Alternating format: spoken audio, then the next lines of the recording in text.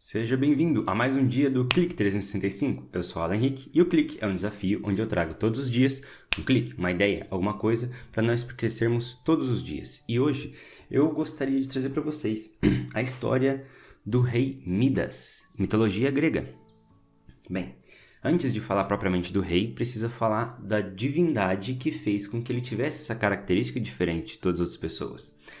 O deus Dionísio, ele é o deus do vinho e das festas. E obviamente que ele ia ficar amigo de Sileno, que é o deus da embriaguez. Então, os dois sendo muito ligados, Sileno, bêbado, se perdeu e foi encontrado pelo rei Midas, que ele estava andando pelo reino desse rei. E ele reconheceu que era o amigo era uma divindade, e amigo de uma divindade do Olimpo, porque nos 12 olimpianos Dionísio é o único semideus que está lá, mas ele é um deles.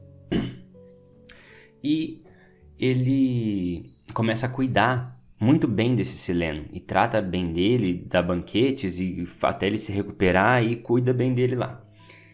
E todo mundo ficou abismado, porque conhecia que o Midas era mão de vaca. E o passatempo favorito dele era contar moedas de ouro. Ele tinha uma filha, nem dava atenção para ela. Todo o tempo que ele podia, ele estava com o seu ouro. Daí você já vê de onde que ele tira essa coisa, vamos dizer assim, de ouro, ouro, ouro, ouro, quero ouro.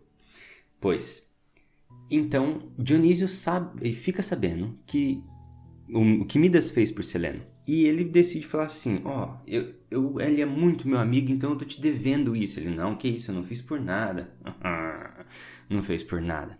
Não, mas pede uma coisa. Pode pedir? Pode, porque você ajudou meu melhor amigo. Aí ele fala assim, eu quero que tudo que eu toque vire ouro. Aí ele fala assim, tem certeza que você quer isso? É isso que eu quero, eu adoro ouro. Tá aí. Aí ele não viu nenhuma diferença, ele foi testar. Ele catou um galho no chão, o galho virou ouro. Aí ele, pronto.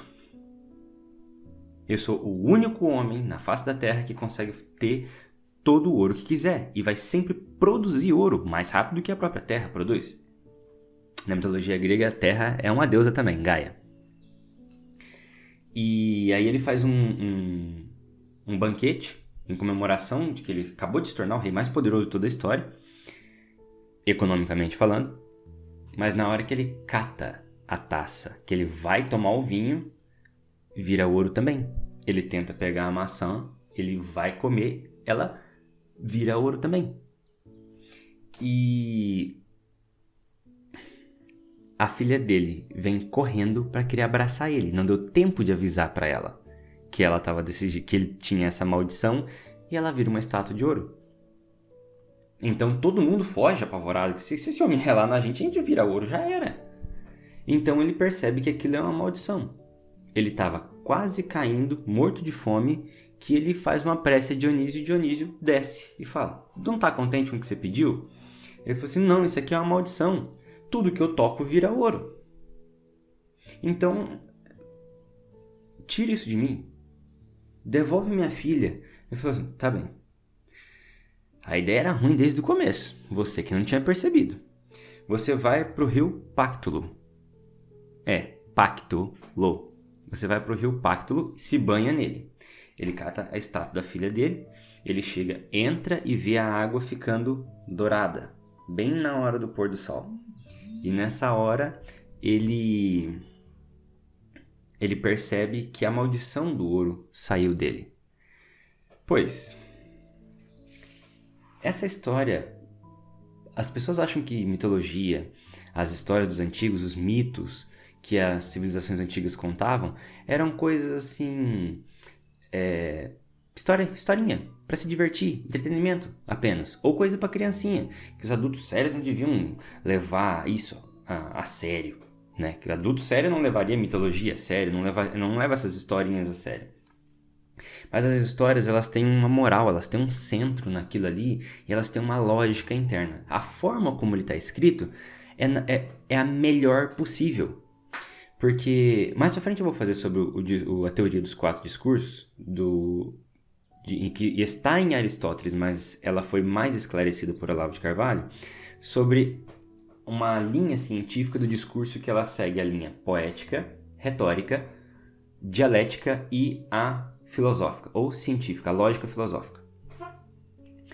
Cada um deles tem um nível de certeza. Aqui é o mais parece e aqui é o provado, sem dúvida. A gente se amarra demais hoje com a mentalidade científica de que a gente quer se amarrar demais nessa última aqui. Só no que a gente só pode existir aquilo que a gente tem certeza. Mas essas coisas que a gente percebe e não consegue explicar é o que a mitologia abrange. E a professora Lúcia Helena Galvão, da iniciativa Nova Acrópole, da Escola de Filosofia Nova Acrópole, ela fala uma coisa, que o mito clássico ela tem uma interpretação muito importante. Você precisa perceber que tudo ali ela tem a ver com um personagem.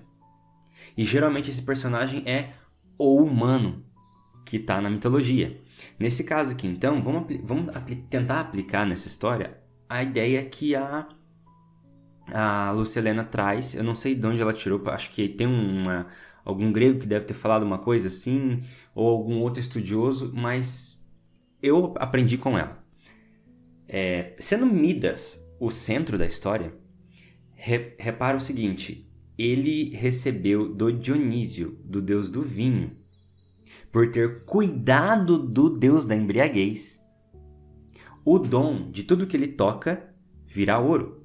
Vamos fazer o seguinte, então o vinho e a embriaguez está dentro do Midas. Então, pela falta de senso, ele decide que tudo que ele toca, ele vai pôr preço e não valor. Isso aqui completa bem e ilustra bem o clique 76. Eu vou deixar aqui no YouTube para vocês verem. Quem não está no YouTube, clique 76. O preço versus valor. Então, Midas, ele não viu o valor que a filha tinha. Ele não viu o valor que uma maçã tinha. Ele começou a ver o preço. Agora, vamos fazer uma substituição só para ficar um pouco mais fácil para a gente ilustrar aqui. Troca a mão, tudo que a mão toca vira ouro, para tudo que os olhos veem se transforme em preço. Você veja só o preço daquela coisa. Porque o ouro é o símbolo desse materialismo, do comércio. Então, hoje em dia está cheio de Midas por aí. Pessoas que não conseguem ver o valor de uma filha, o valor de uma bebida, o valor da comida, o valor das pessoas próximas, mas ele começa a ver o preço de todas as coisas.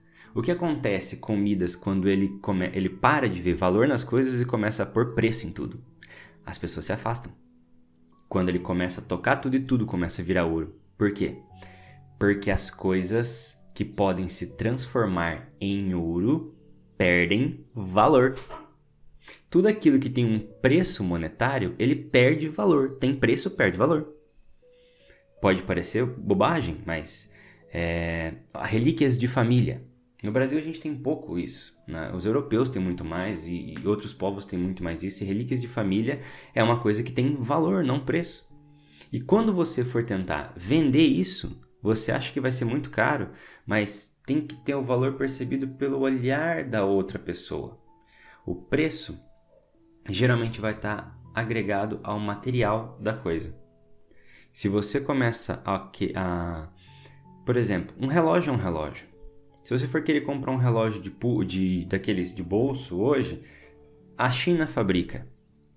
Só que se você for comprar um relógio feito por um famoso relojoeiro, achavam que tinha sido perdido e que ele ainda existe, essa raridade faz com que o preço sobe, porque a história cria valor. E a gente confunde essas duas coisas. Bem, esse foi o clique de hoje. Muito obrigado por acompanhar até aqui. Se gostou, compartilha. Se curte, comenta alguma coisinha aí. Se está nas outras plataformas, faz os negocinhos que ajudam o canal aí. E até o clique de amanhã.